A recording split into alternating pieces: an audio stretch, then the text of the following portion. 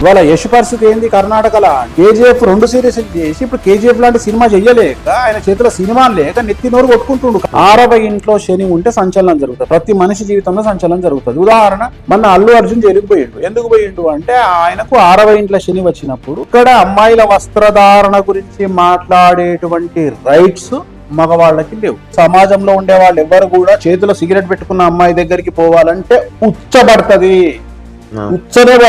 దీనిలో ఏమైనా పెంట జరిగితే నాకు సంబంధం లేదు, ఆడవాళ్ళ వస్త్రాధరణకు సంబంధించి నాకు సంబంధం లేదు, పూర్తి బాధ్యత మా యాంకర్ గారు తీసుకుంటారు, మీరేమైనా వేసుకునేది ఉంటే ఆయన వేసుకుంటారు. ఇప్పుడు పబ్బుకు పోయటం నేను చెప్పాను, అమ్మగారు పబ్బుకు పోతున్నారు కదా పట్టు చీర కట్టుకుని వెళ్ళండి అమ్మ, మంచి లంగావని కట్టుకుని ఇదా నేను చెప్పాలి. పబ్బుకు పోతే ఏం డ్రెస్ వేసుకోవాలి వాళ్ళకి తెలుసు. మనము అన్ని మూసుకొని 2 చేతులు భగవంతుడి ఇచ్చిండు, ఒకటి కింద ఒకటి మీద పెట్టుకొని కూర్చుంటే బెటరు. అంతేగాని మేము ఆడవాళ్ళ కంటే తోపులము, మేము వాళ్ళకి సలహాలు ఇస్తాము అనుకుంటే మాత్రం మనంత మూర్ఖపు ముండా కొడుకులు ఇంకొకరు లేరు. నిజంగా నువ్వు వెంకటేశ్వర స్వామిని మనస్ఫూర్తిగా వెంకటేశ్వర స్వామిని కలిస్తే, నిజంగా నీకు బిలీవింగ్ ఉంటే నువ్వు 100% బయట